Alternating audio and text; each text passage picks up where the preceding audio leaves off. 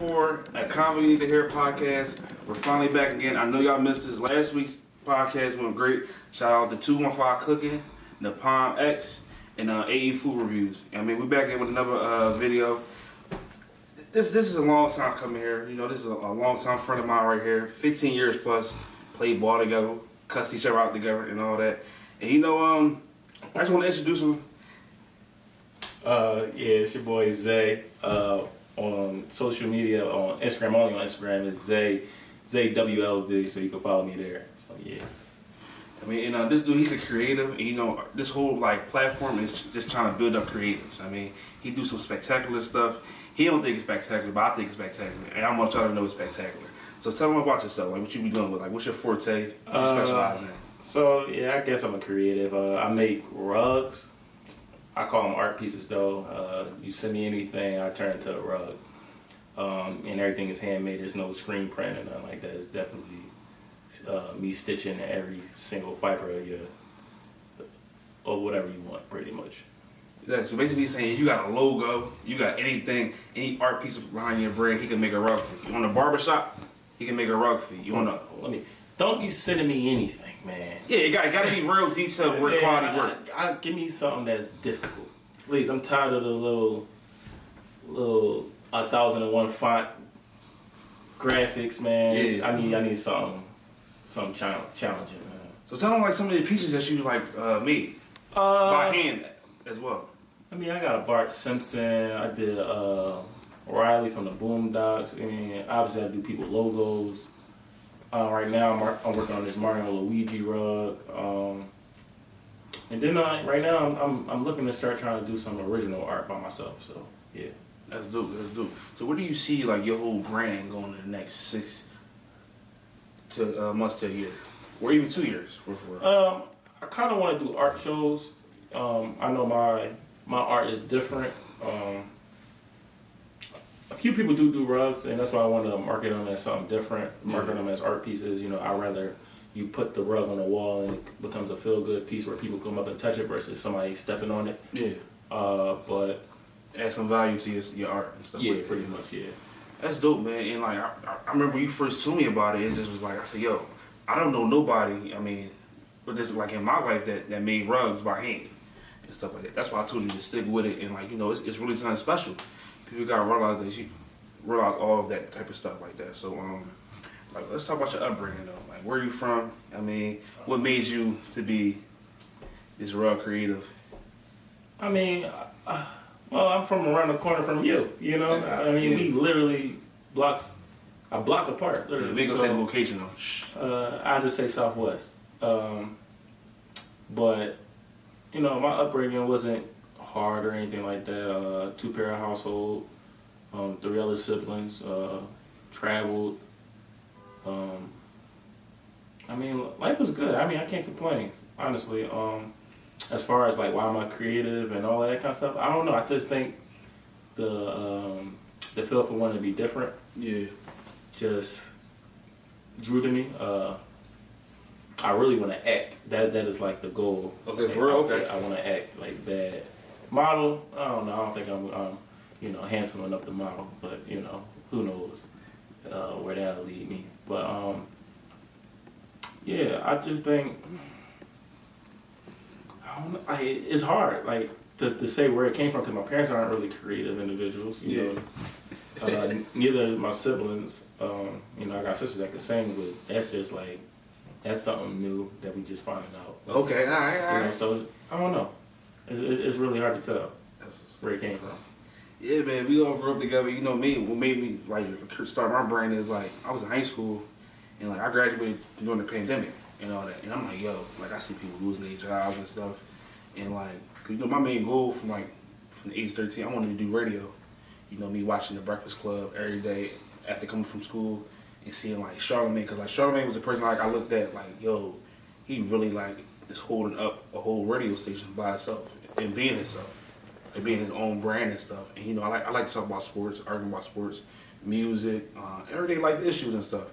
And like I really started like to value conversation with people, because you can do like a lot of things. You can market yourself, advertise everything, and like you also like offer solution through your story for somebody that's going through something exactly like you. Right. And stuff like that. So I just wanted to build my brand, and then like also like my clothing line add to the Convo. It's giving messages of like my love for interviewing through clothes. Basically, it's like telling different stories, like the Convo that keeps on going. I mean, yeah, that makes sense. That makes sense. I mean, as far as like artwork as may be, I think there's friends that I have that are creative in that way too. Yeah. So I draw inspiration from them. But as far as the acting go, man, the reason why I want to do that is simply because of Chadwick Boseman and Denzel Washington. Okay. Like I don't believe that they are that character. Yeah, for sure. Yeah. I know that they're playing a role, but the process, I'm in love with hearing their process of how they get into that role. Okay. It's like a liar believing that lie and continuing in that lie throughout an entire time frame. So when you watch Denzel do Training Day, and you like, or John Q, and you see like the emotion and all that kind of stuff. Even Will Smith, like I think Will Smith probably got the best cry in movie and television history. Facts, especially of late. Like come on, man, leave my man alone, man. I'm just saying, no. We're gonna get to that. Shout out to Unc. Shout out to Unc. I'm just saying though, stuff we ain't looking too good for you Unc. that. I ain't gonna lie. Because he, everybody keep attacking my man, and he ain't saying nothing. So, and I understand why. So, No, not everybody. Just one person. He's like there, one person. I mean, that's real close to him. His wife got everything to say, but everybody coming at him for what she's saying, and he ain't saying nothing at all, and I know why. Okay. I completely understand why he would not say anything. Now, would you say like the last? You said 3 actors right, just now the last minute: Will Smith, Chadwick Boseman, and Denzel Washington. Are they like your top 3 of all time? Like all time? Yeah. Oh, Zell #1 by far. Yeah. Number 2, I give it to Will, because that's we grew up on that. You know what I'm saying? We grew up on Will Smith. All right. So where do you rank Samuel L. Jackson on your He top 10. top 10? He top 10. I can't give him a definitive number. Yeah. You know what I'm saying? Because number 3 I think would be Chadwick, because I watch everything that he's done. Now, when you say with those 4 actors, who do you think is the top 2 that got the most classic movies? That was very easy. Will and Denzel. True. Okay. That's easy. What's your favorite Will movie? If you can't just choose one, you can choose 2. I mean, it's unpopular. Well, I actually got 2. I got Pursuit of Happiness. Oh yes, that's a classic. And Beggar Vance is like one of those movies that's just like it's heartwarming to me. Yeah, it's a movie that a lot of people don't see, but he played a caddy, a golf caddy. A golf caddy? Okay. Yeah, and he was just like this. If you ain't see it, watch it. Okay. Yeah, man. And like some of my favorite, I like Samuel L. Jackson. I ain't gonna lie though. Like I like Philly for Philly. I like Kev. I ain't gonna lie. Kev as an actor. As an actor, like especially as like when it comes to entertainment, I ain't gonna lie. I respect his. The art of what he does. I ain't gonna lie. Now he's not like a top 3 actor to me, but he's one of my favorite actors. I mean, I'll say this. I just watched this Netflix series. I just finished it. That's what changed my mind. Bro. And I ain't gonna lie, had my anxiety. I didn't know what it felt like, what me being anxious felt like until I really watched that movie. And the crazy thing is that I predicted it, but it still had me like going like. Besides Kevin Hart, my favorite real actor is Wood Harris. I ain't mad at it. Because like I ain't gonna lie, from the New Edition, John, from even like Paid in Full. I ain't mad at it. Even The Wire for I can't knock it. Like I can't. And Idris Elba. It's like we got like you understand like black people. We got like a lot of people that's like of the art. Everybody say, oh, you know who Leon is? You know who Leon is? Who? Ain't nobody coming to see you, Otis. Who is that from? You know, wow. Right, I'm young, bro. I'm young. You ain't that young. I am that young. This shit on Twitter and Instagram every day. The Temptations. You never seen the Temptations? I seen this. Not like I seen it once. I'm not like like I said, the thesaurus of it. I mean, oh my god. I mean, I'm hurt that you don't know who Leon is.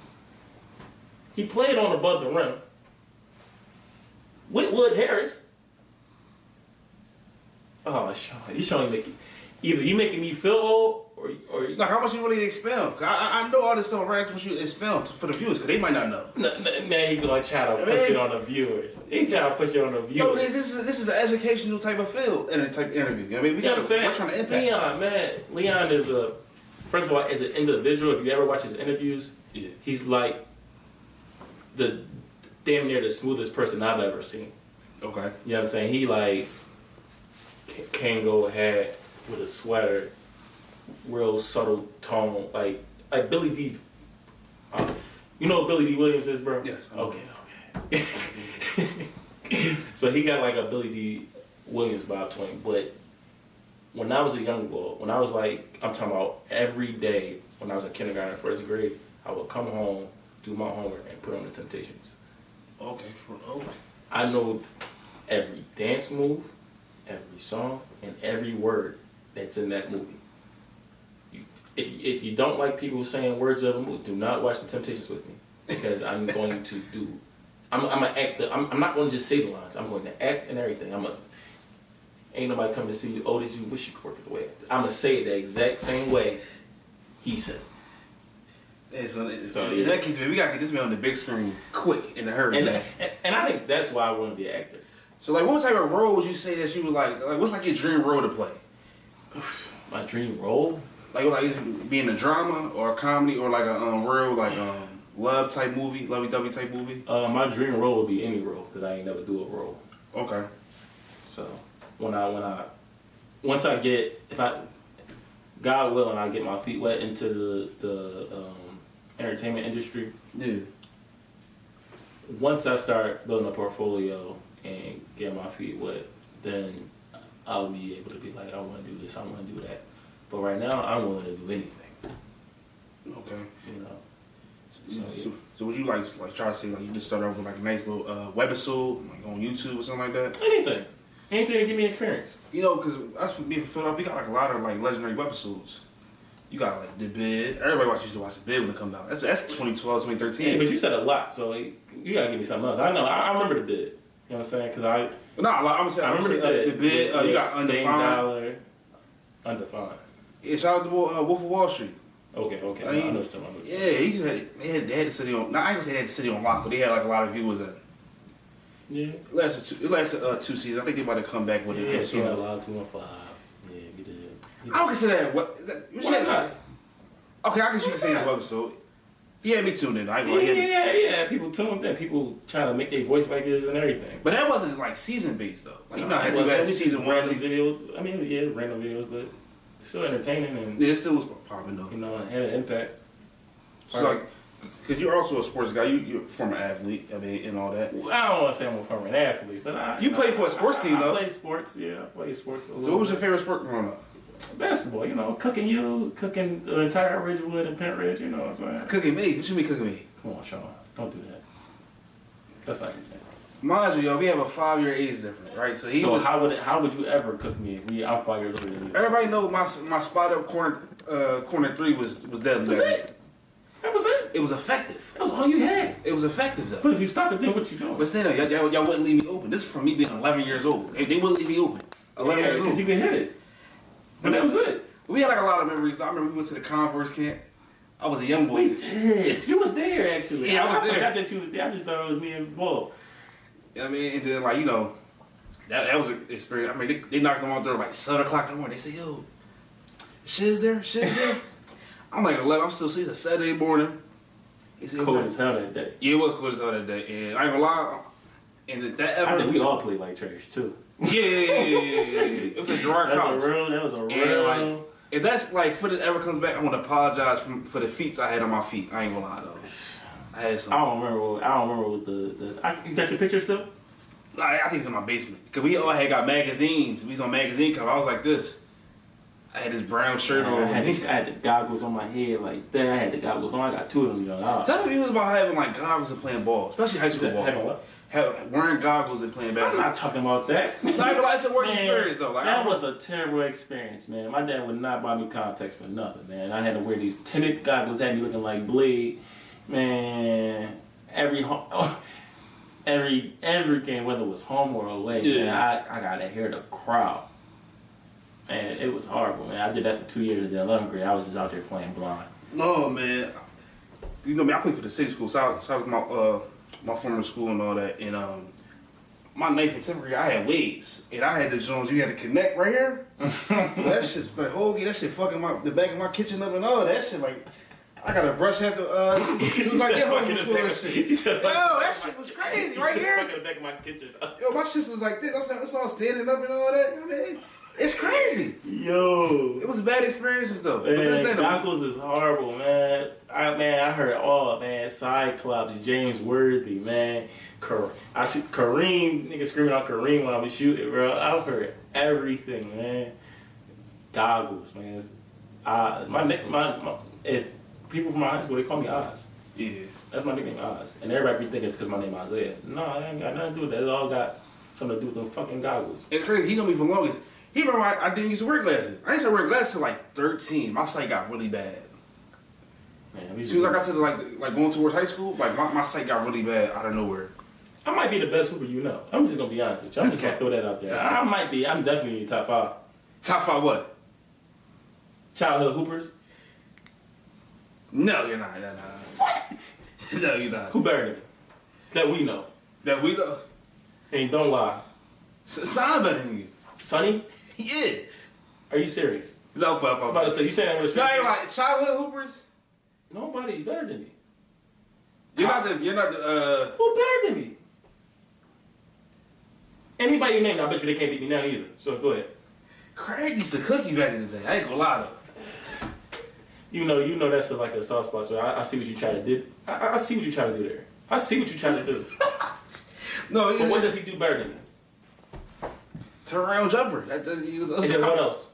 That was it. What's it called? Shout out to his cousin. He was there. And what could he do? He used to cross you up back in the day. So I'll get the story. Yeah, I'll be honest though. He is one of the top. He is my top 5 childhood hoopers though. Yeah, definitely. Yeah. No, it's funny because we used to play ball at King Sesson, South at King Sesson Recreation Center. Him and Craig used to get in so many arguments. Like I'm talking about like they're about to fight each other. It was so comical and all that. It was just so funny. I don't think it was nothing funny about it. Look, they would trying to cuss each other out. As we walking back home, yo, bro, we about to go to the store. I want something. It's all. It just gets back into we all friends again. We go from being strangers to friends and stuff like that. Yeah, I mean, I feel like you need that in a relationship nowadays. No, not necessarily, man. Because some things get old. Yeah. I just say that, man. Some things get old. I don't want to get into detail, especially with me and his relationship. But it definitely was a time. It was a time, and yeah, good time, man. A lot of good laughs too. Yeah, but other than that, yeah, that's it. It's just a time. Speaking of relationships, right? I mean, let's talk about now. Because social media is a reason for like a lot of relationships now getting together and breaking up as well. We want to talk about the breaking up part. The relationships? Come on, all right, we can talk about it. A lot of relationships was made because of social media, and a lot of relationships ended because of social media. And I feel like the root of it is people let outside people define how they feel about somebody else or how somebody feels about them. Yeah and no. Okay, let's talk about it. I don't think it's necessarily a specific person or individual or specific people that runs a relationship. Okay. I think it's the validation that people look for from other people that runs a relationship. And for example, what I say is this: you want me to post you on my social media for what? Yeah, for what? That's a lot. I'm here in real life. Why do you want me to show thousands of people they don't give a fuck. Don't give a damn about whether we break up or not? They don't never say nothing. You get less likes when I'm in your picture than when you are by yourself. True. Why are you worried about what the fuck other people think or see on social media but they don't give a fuck. The same way I'll post you is the same way that a guy that you follow that he does not care that you're in a relationship, he will go right in your DM and send you heart eyes, shoot his shot, tell you whatever he want to tell you to try to get to you. These people do not care. As long as I'm here in real life, social media does not matter. But I really will get mad at that because, like, you said, oh, why don't you post me this and that, right? Now I can see like a birthday post or something like that, right? But like, if you sleep in the same bed as me every day, why do you care? You get to see me in real life. Even a birthday post though. I told you happy birthday in person. I took you out. It takes no effort for me to go through my gallery, my photo gallery, and go click that, put that joint. Happy birthday to my sis or wherever, my bro or my girl or whoever. It's like, damn. The happy birthday ain't real unless it's posted on social media. That's fucked up. What was he doing before social media? Because I damn sure know for sure. When I was in middle school and early high school, like early ninth grade, maybe middle ninth grade, Instagram wasn't really all that. I mean, we was more so Twitter. Yeah, because Instagram didn't really start getting popping to like I say. Because you couldn't post videos At all, and if you couldn't post multiple pictures. If you did post videos, like 15 seconds, and that ain't shit. That's like. I'm talking about when Instagram first started, because Instagram didn't start really getting popping until like 2015. No, like 09, 10. Oh, Instagram? Yeah, see, that's before your time. I didn't start getting Instagram until like 2014, 2015. Yeah, so but for me, it was like a little bit younger because we still had MySpace was going away. Yeah. Facebook was, you know what I'm saying, the thing, and then Twitter was, and then we had Vine. I ain't gonna lie, I was a kickball too. I ain't gonna lie. Kick. Bro, Kick? Fake people, bro. Come on, bro. It wasn't fake people. Some of them was fake. I ain't gonna lie. I never used Kick. I ain't gonna lie. But no, like the first week I was on Kick, it was chilling. Then the second week, that shit turned into Catfish University. Yeah. Everything. Anybody that try to give you a kick now, bro, they trying to extract. That shit was like, Kick was like 8 years ago. Kick now. still exists. People still use Kick? Yes, bro. In 2021? Yes. Houston, we have a problem. That's crazy. Yes, people still use Kick. But I'm moving towards Twitter now, though. Twitter's hard, man. I like Twitter. I ain't gonna lie. Like, Twitter's hard. You get to see how people really feel. It's hard. It's hard. Yo, I'll explain why Twitter is hard to me. So, when you had Facebook was Twitter. okay. You know what I'm saying? Facebook was the place where you went to express the way you feel. But then it became a family thing. It turned into a family thing. Then now, at that point, he was like, I don't want my family in my business. So you start posting. Yeah. Then you got Twitter.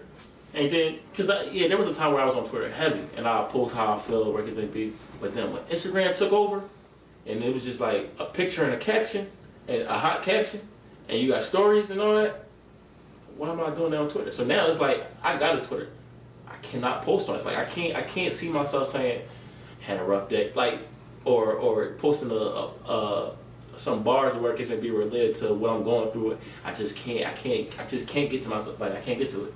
Now, I do that shit now, and but basically for real now, I'm telling you now, this is where like Instagram is different from Twitter. You post a pic on Twitter, you might get like 600 or 1,000 likes on your Instagram, right? I'm about to say, But on Twitter, on Twitter, you get them niggas you like, man, they ruthless. They will humble you. You can have a because fire it's not for ass. that. Because it's not for It's that. really not for that, but you can have a fire ass pic. You post on Instagram, you get like 400 likes, right? Fucking Twitter, you lucky if you get 2. Them niggas humble me on my birthday. I say, dang. I said, I don't even know I got the y'all. I'm like, oh, y'all said I can't get no love for my birthday? Because Twitter is not really people, don't get me wrong, people do interact on Twitter. Okay. But it's not as interactive as Instagram.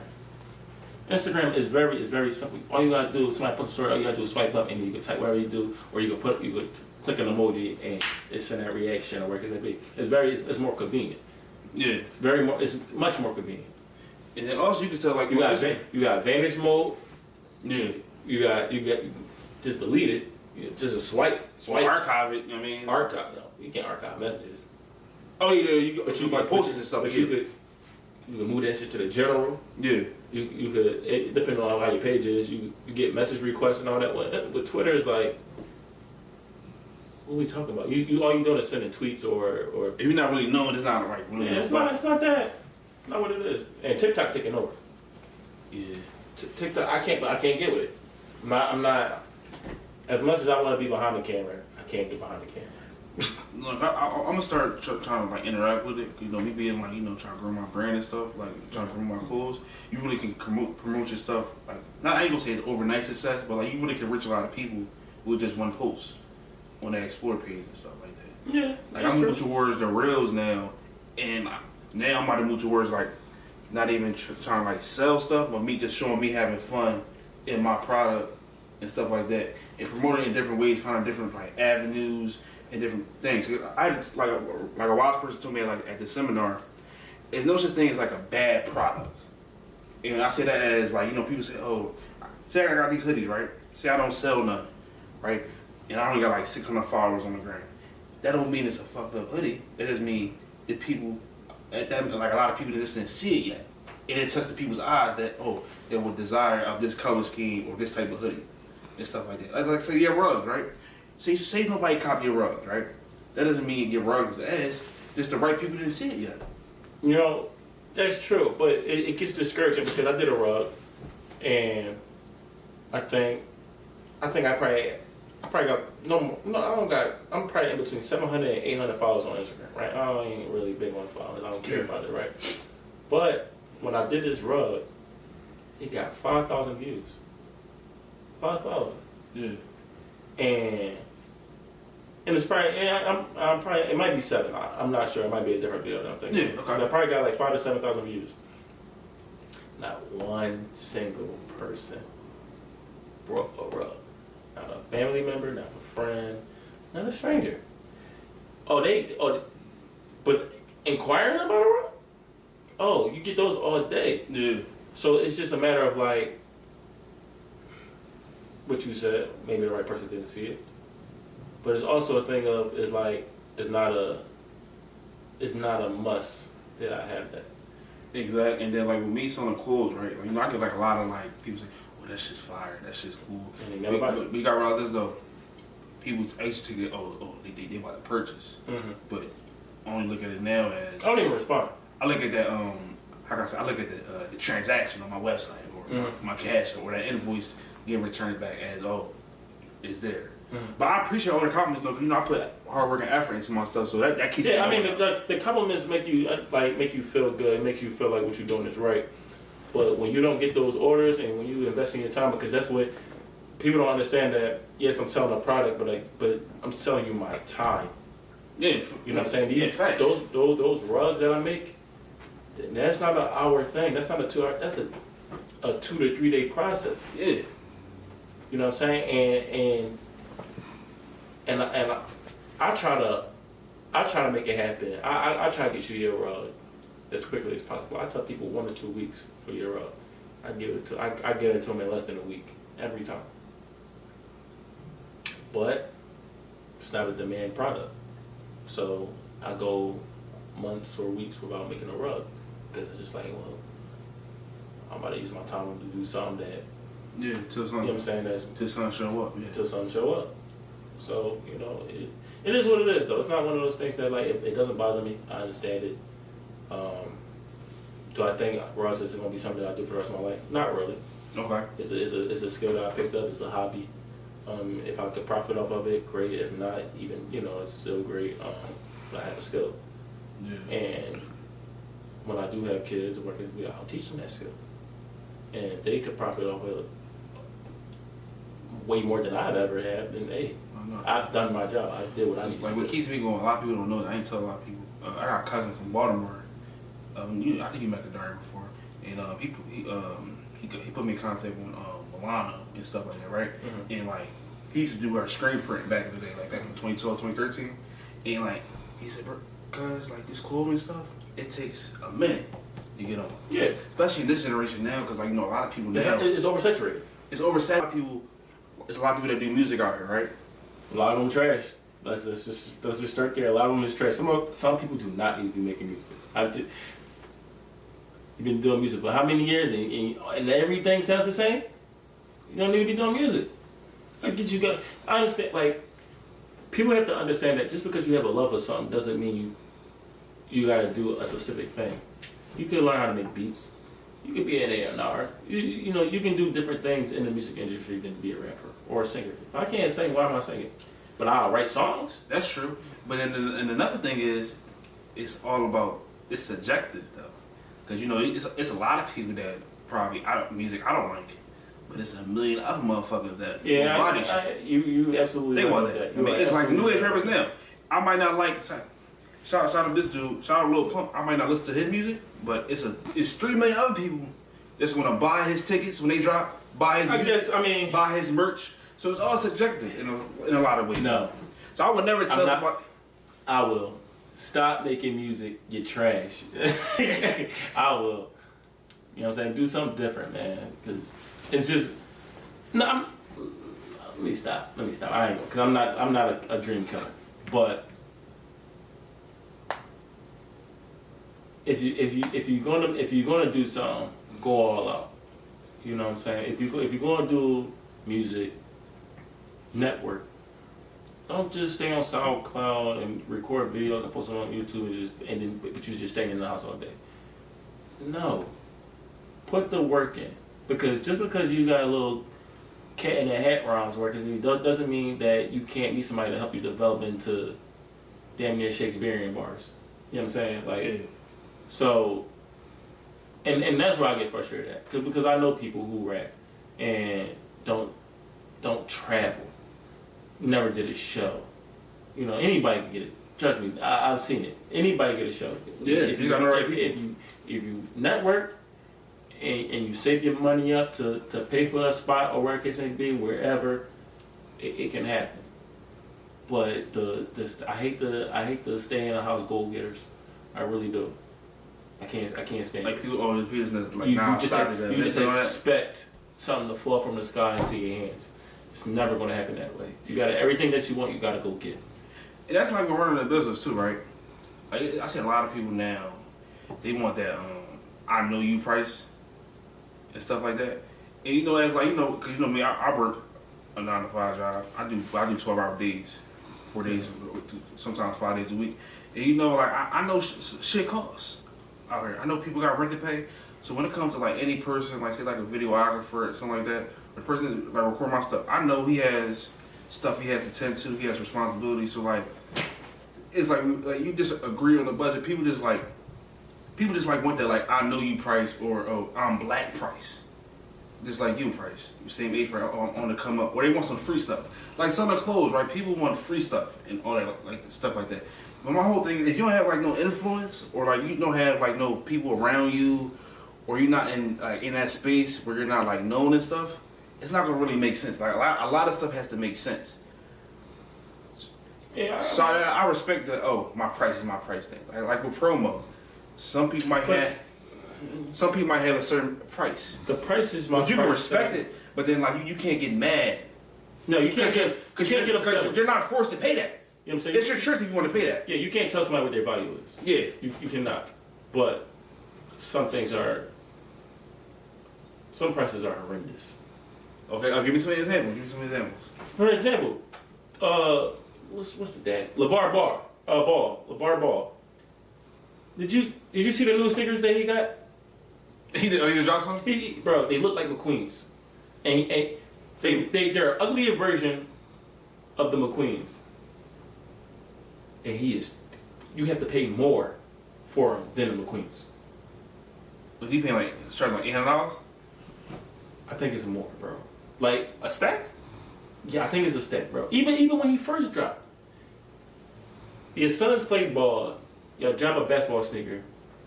Half the people that buy sneakers are inner city kids that desire to play basketball. Why are you charging $500 for some sneakers? And but you see, none of his sons wear them sneakers. Yeah. And plus you gotta think about this too, right? Like they live in residential neighborhoods. With kids' dads, doctors, Yeah, I mean, they lawyers and they stuff. from Chino Hills, California. They can afford that and stuff like that. They can afford it, but it's just like what you look at what Shaq did with his sneakers. You look at what Marbury did with his sneakers, and those I can appreciate that because there's people that can't afford that, and I get it. You know, you buy what you can afford. Well, you do know, like, it's a target audience and everything. Like, it's like with Gucci. Yeah, that's what I said. It's like Gucci and Louis Vuitton, right? We're not really, that stuff wasn't really made for us. No, I ain't never had no Gucci, nothing. I mean, I'm just saying, though, like, all that stuff, like, you know, the McQueen's and stuff, that stuff really wasn't made for us. I mean, at all. That is true. That is true, but they also don't advertise neither, though. At all. You ain't never see a McQueen, Louis Vuitton, or a Gucci commercial. Yeah, at all. Yeah. You know what I'm saying? So, but when you commercialize stuff and you put it out there for the world, so when you put it out there for the world, you gotta expect opinion. Oh, you know sure. What I'm saying? That's with anything. Everything's art at the end of the day. Yeah, but or pieces of art. I mean, yeah, I understand that. But it's just like if you're gonna put out something for the world to get, or can be, and you making all these acclamations about what you're trying to do or what your sons are, where can be, you gotta. I don't know, like that. When I saw the price, I was just like, what? Like that it just didn't make sense. But hey, I mean, like I said, you can't tell people what they value are. So, do you listen like to different artists in the city, or no? No, not really. So who's some people that you've been playing in your car? Like, who's on your playlist now? Who's new that's on your playlist? Yeah, I'm an old man. I'm an old head at heart, man. So I listen to a lot of like Hove. I'm always gonna listen to Hove. Frankie Beverly? Oh, no disrespect me now. I got it on the phone. Don't get it twisted though. But as far as like hip hop related, those Jay-Z, Nas, I got a lot. Eminem. Okay, all right, that's tough. Because the internet. But as of like rappers right now, J. Cole is like he's that for me. So. Fact. Do you think his album got what it deserved though? Like when it comes to attention? Cause a lot of like mainstream artists, a lot of like people don't say is like shout out to Migos. The Migos album, I feel like it didn't stick. I ain't gonna lie. I'm gonna be honest with you. Like I don't feel like it wasn't as big as people thought it would be. J. Cole don't never get the. When Forest Hills dropped, right? I remember exactly where I was at when I heard it, and it's a moment that I'll never forget. Okay. Like that album might be in my book, for my period, the greatest album ever. Okay. For me. That's respectable because it does have like a lot of hits on there and a lot of like songs that's like it has replay value. It was right after I graduated high school. I'm in the army. I'm in training, and I hear my roommate listening to it. And then I probably listen to it every day. I still listen to it. Like if I feel it, like if I feel like getting in a good mood where I need something to pick me up or something like Forest Hills Drive, put that on and I'll run that whole album. So you think him and Kendrick will ever release that like collab thing? I think never. I think they will. I think they're gonna do it. Life is full of surprises. I think it's gonna happen at a period where it's too late. People are like, oh, we waited long enough, we don't care the fuck, and it's not gonna live up to what it needed to. And I feel like they're gonna be at different points in their careers. And I feel like it might end up being a song together instead of a whole project. Well, they did. So it's like when Kendrick new album, I think that might be a surprise. I think they did a song together. I believe they did. It's a song on J. Cole. I think it's For Your Eyes Only, and it's called Forbidden Fruit. And I think Kendrick. I just think Kendrick did the little hook to it. Yeah, so he also had vocals on the Revenge of the Dreamers 3, the first record with the baby and Boy Luke. Yeah.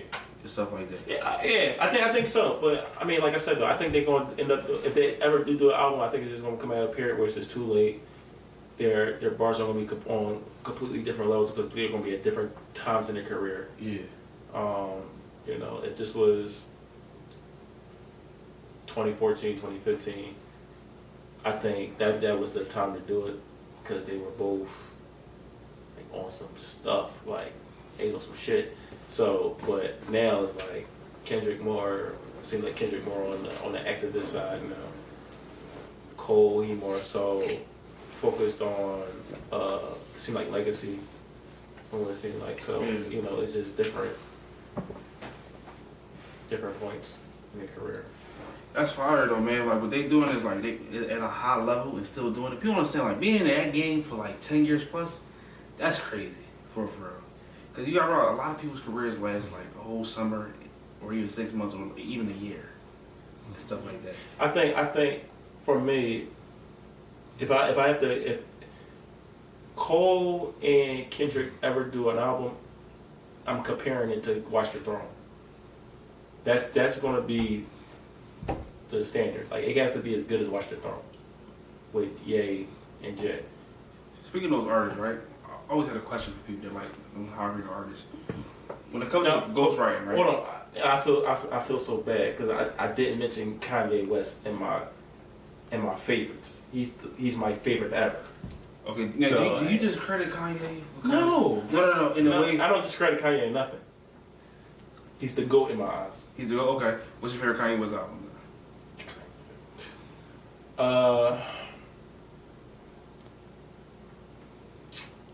That's hard. It's hard. That's really hard for me, but because they all play a significant role for me. Okay. So, like the first ever album I heard of Kanye was Graduation. Okay. But middle school, 808 and Heartbreak was like, I don't know what that album. Me and my friend Shaheem every day on the school bus, sharing a headphone, listening to it. Like, yeah, Kanye. I don't know. He just played. He's like a childhood hero, damn near. Like he's been around from what?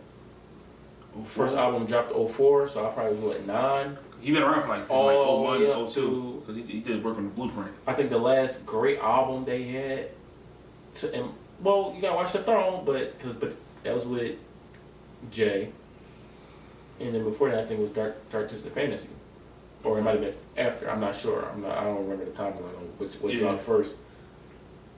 But yeah, and then that was it, and then that's when everything started a little spiraling down with him and everything like that. But then even on those albums that people consider bad and everything like that, I had to listen to songs a few times and then they'll grow on me, and then I'll be like, and then I can spit the whole song. Like what albums? 'Cause I know one album that they said was probably game. Like a lot of people didn't like was Yeezus. Yeah, I can't.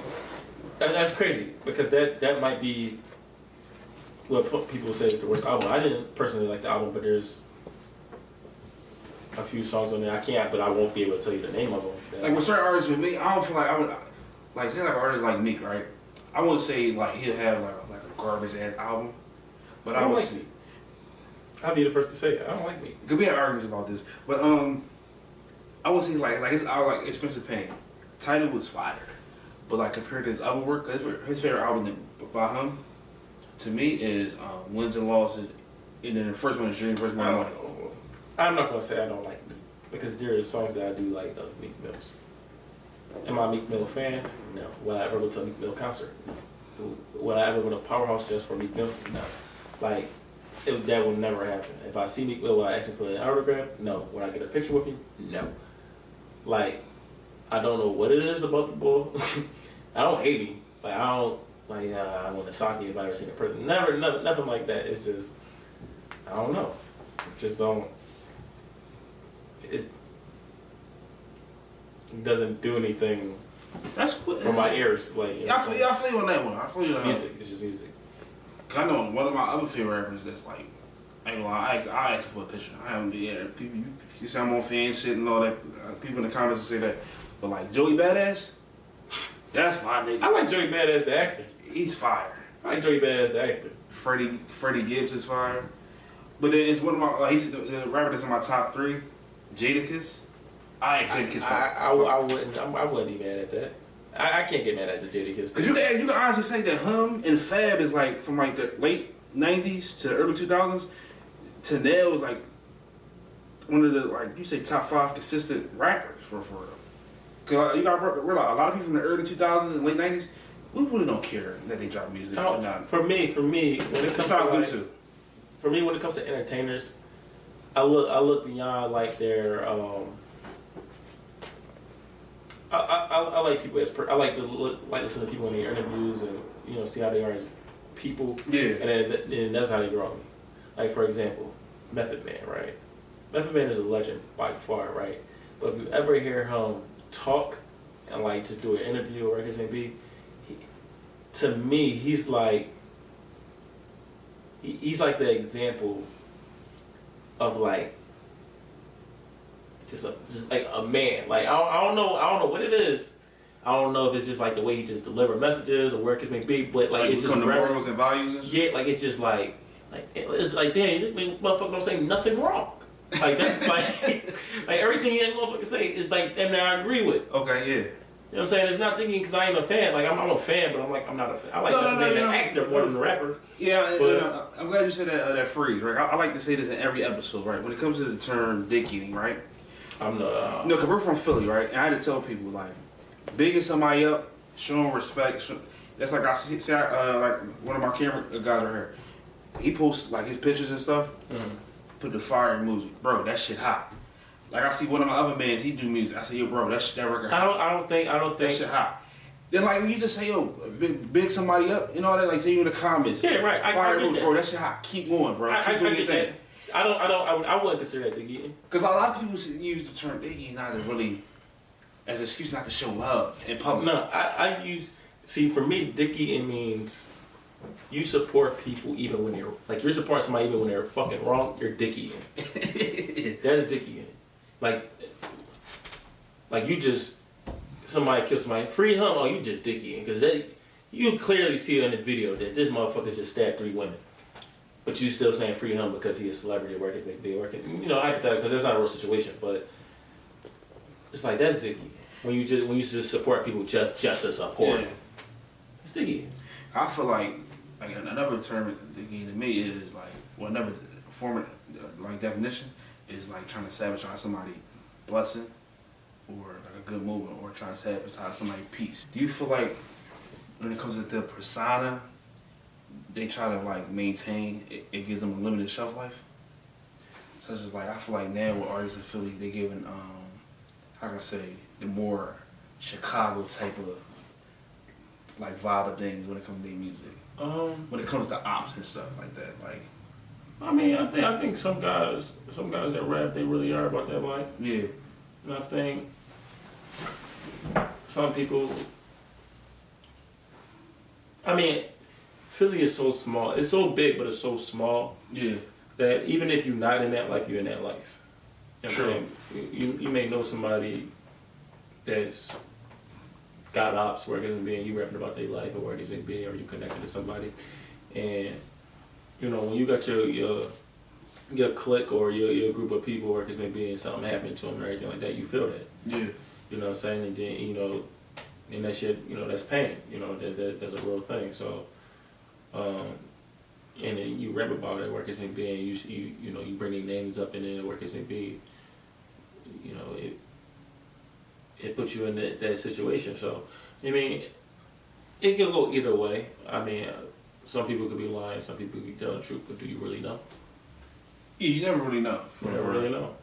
And do you feel like that's what that's what get them in trouble so much? Because back in the day you say, oh, snitch is this, and it was kind of like they snitch on themselves and their own music. Because some could just be telling a story, I'm gonna be honest, paint a picture. I think rappers always been snitching on themselves. Yeah. I mean, since before I was born, I think they was snitching on themselves. So would you say like the stuff the old heads say now, oh, these young boys, they don't care no more and all this, but I always say to them, they always get mad when I say, I'll be like, yo, we had to get it from somewhere. Yeah. So they say, oh, robbing, stealing, and killing. Yeah, I got a robbing and stealing, killing. This didn't come out of nowhere. This came from generations and generations because we had to learn this from something. Yeah, I was talking to one of my old heads, just about that, like the generational gap. Like y'all keep saying that we did this and this and third, but y'all talking about us wearing tight, our sweatpants being tighter or us wearing skinny jeans and everything like that. I'm like, but your generation had Dennis Rodman, like. marrying himself. And then I'm like, then y'all talk about these rappers dressing how they do. Busta Rhymes was dressing crazy. Exactly. Wearing 3 ponytails and like, come on, man. Like, stop. And that be the frustration that I have with the old heads. It's just like, y'all be talking about us, Joe. Y'all gotta call yourselves out. Like, the only thing that I say that where we're at is that well, niggas is hurting women and children now. Yeah. And I'd be like, that's the only thing that's like, all right, I can see how y'all can say like we tripping. But everything else, man, y'all did up. In the 70s, men were wearing bell bottoms and fucking open t-shirts, doing splits. The Soul Train shows you all of that. Yeah. Niggas doing flips into a split, all that. So like, I don't know why like the older generation like want to make it seem like the men in our generation is just so feminine. And I'm just like, y'all were way more feminine than what we are. So, like, what we talking about? And then to that point, I would like to ask them, what is feminine, right? And I say that to say, no, they I ain't gonna lie, they just straight call it gay. I'm being nice by saying feminine. Yeah. They be trying to call us gay. I just be like, bro. Yeah, I mean, like, it's me just not like, you know, me not having like the struggle face, or me not me mugging, or me just being happy, living, doing what I gotta do, me being a brightness to the darkness in a way. I'll say this. Men confuse cleanliness and caring about your appearance as gay. Which is crazy. Like, for example, I get my hands done. There's nothing wrong with that. I can't tell you how many times I've been called gay because I get my hands done. For real? I can't tell you, but I also can't tell you how many girls I get on a regular. Like, you know what I'm saying? Like, come on. Like, hygiene is like important. You can call me gay, but I bet you I can get you. Like, you know what I'm saying? Like, I could marry into your family, bro. Like, let's stop it.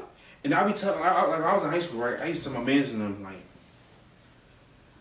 like when it comes to hygiene, like people always say you gotta be like a good women love it. Everything I do for women. I ain't gonna lie to you. Like the haircuts and the getting the hands done, or you know making sure I look good. It ain't for no male. It's not for no man's. Like nothing. I don't care about what you think, bro. It's all for the women.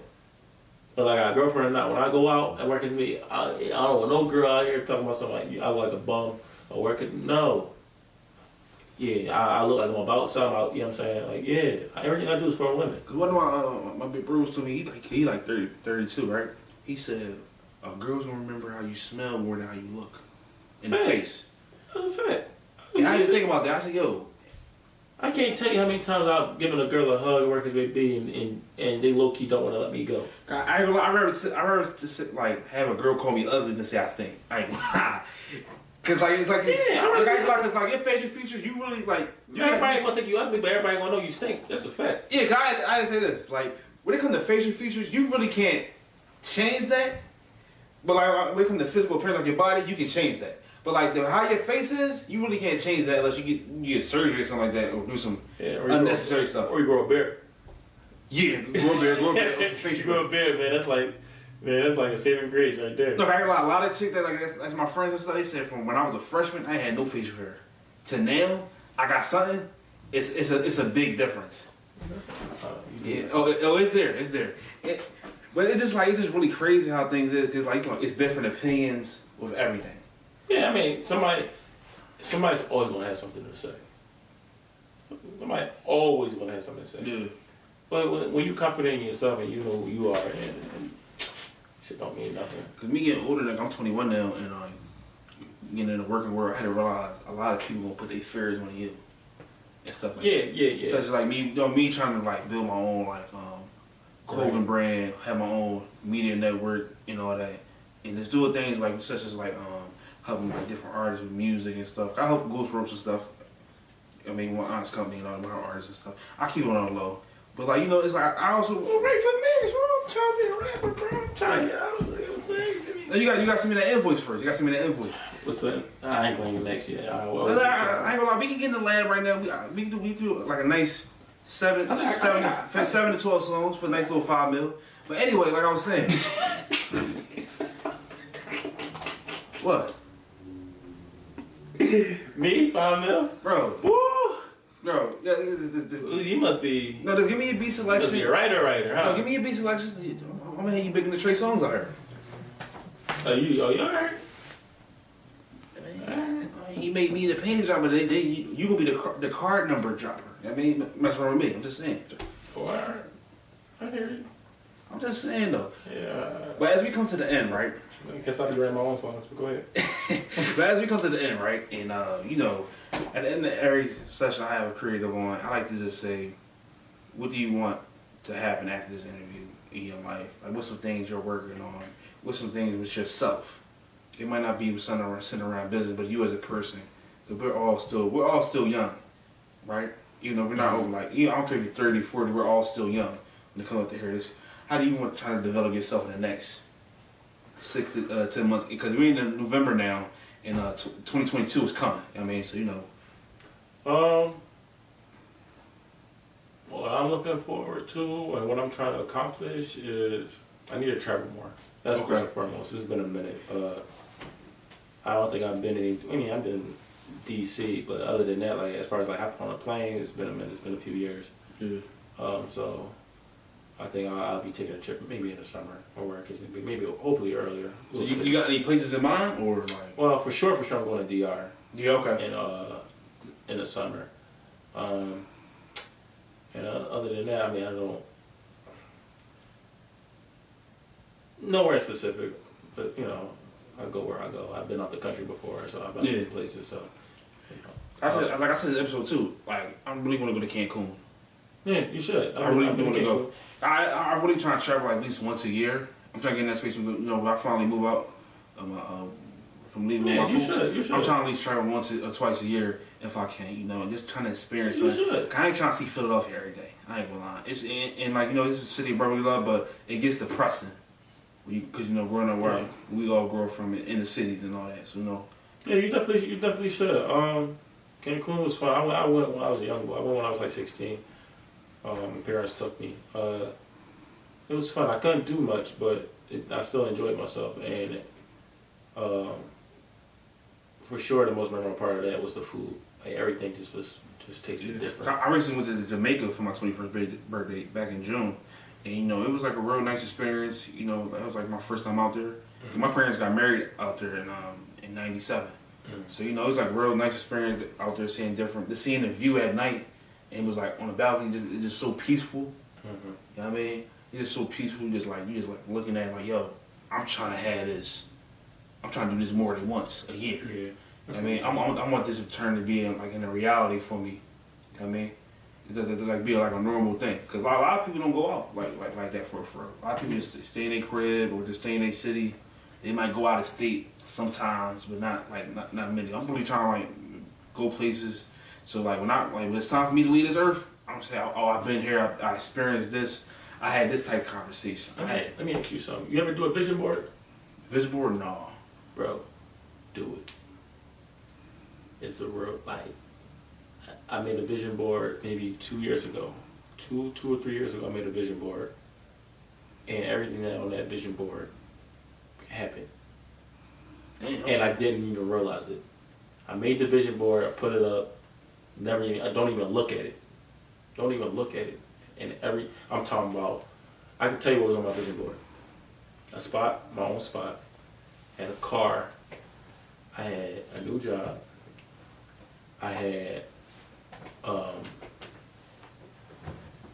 confidence builder. Okay. I had what else I had? To stop lying to people on there, cause I just lie for no fucking reason. It's like I don't just lie. I had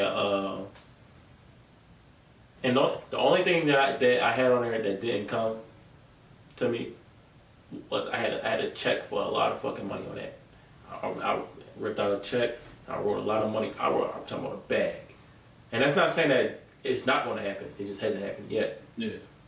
But everything on there happened. Got a new car. I'm talking about within the same year. Everything. I got everything. Mm-hmm. Confidence went up. You can't tell me. I'm sure you can't tell me nothing about myself now. I feel good. Like, you know what I'm saying? As far as you should feel like that. as far as the lying, I'm too damn honest now. I think I should have been a little bit more clear on the vision board. Because I tell the truth when I shouldn't even be telling the truth. So like saying that, right? Do you get offended when like say somebody says something about you, right? Mm-hmm. You already know you already secure with yourself, right? I'm assuming that, right? Yeah, I think I am. Do you ever just say like, yo, what gives you the audacity to say this? Something negative, and what I'm doing is positive. Don't tell me what I'm doing is wrong when you are doing the complete opposite of what I'm trying to accomplish. And what I hate more than anything is when I'm trying to do something that nobody has ever done, and people are telling me that I should do the opposite because they're scared of because you never followed your dreams. You try to stop me from following mine. I can't stand that. Yeah. You cannot. Don't give me advice on nothing. Oh, you in talks with this company or this, that, and the third. Don't tell me what I should say to them people, what I should try to negotiate, or where it should be, because you've never been in those rooms to negotiate or tell people what the hell you want. Don't tell me nothing. I don't want your advice because your advice is not good advice because you've never experienced what I'm experiencing right now. And I tell people that all the time. And sometimes I say it nice, and sometimes I say it rude. If I feel like being nice, I tell you. Like, I appreciate what you're saying, and I understand it's coming from a good place, but I don't want your advice. And sometimes I'll be like, bro, stop talking like you don't know what you're talking about. No, it all depends. Yeah. Especially depends on who you are. If I already got like a little subtle like frustration with you, okay, I'm telling you off. For real. But if you like somebody that I really care about, and I know what you like, I know that it's coming from like a really, really good place, I'll be nice about it. Yeah. That's for real though. But do a vision board, bro. I'm telling you, man. The vision board it's a real thing. I'm about to do another one because I want a new car. Yeah. I want a new car and I want another place. I want to move from an apartment to a house. So I'm about to just do this whole new vision board of, got the new job and everything like that. But it's gonna happen though. yeah, everything like literally everything I happens. really wish like anybody I ever ran into, and as a part of my life, I want them to succeed. And I'm not saying this to come off as thorough or nothing like that. I want them to grow and succeed. I know everybody I mess with is genuinely good people. I don't hang around. How I say I'm sucker free when it comes to friends and stuff like that. I don't hang around people that's doing weird shit. How can I say like such a street shit or doing like stuff that's not really good. It doesn't have long term happiness. You know what I mean, I'm on the long term happiness route of things. Like doing shit like this, just sit down. We all gonna grow from this. It's all about positive stuff, man. We all gonna grow from this. I mean, and I ain't trying to come over as like no motivated preacher stuff. I'm just trying to like have an impact with something small growing to something big. Because this right here, this whole network thing we're trying to do right now, with the media, like the sass music stuff, I'm just trying to start something from the ground up with some real talented people that wants to work and do big things separately and together. You know what I mean, so with that being said, y'all can follow me on Instagram at ZWLV. Yeah. You can follow me on Instagram at Sean Play It Safe, SHAUN, and Play It Safe, and add to the Convo ADDTOTHE, then Convo. Then add to the Convo network as well. I'm just trying to grow my brand, and I'm just trying to like really assist the world with the drip when it comes to the drip and the knowledge, man, and the conversation. And we about to turn into a one-stop shop, man. I'm growing as time goes on, and I'm just trying to become my own corporation. I'm trying because we all walk in corporations. You got a brand, you do music, you do anything. You do credit repair. You're a walking corporation, man. So continue to be independent as much as you can, and don't listen to what everybody else got to say or say, oh, that's not going to work out. And if anybody else says that to you, ask them, how do you know? You know what I mean? With that being said, thank y'all for watching. Don't forget to like, comment, and subscribe on this video and download it. We're on Spotify, Amazon Music, Google Play, and we're moving to Apple Podcasts real soon. Appreciate y'all.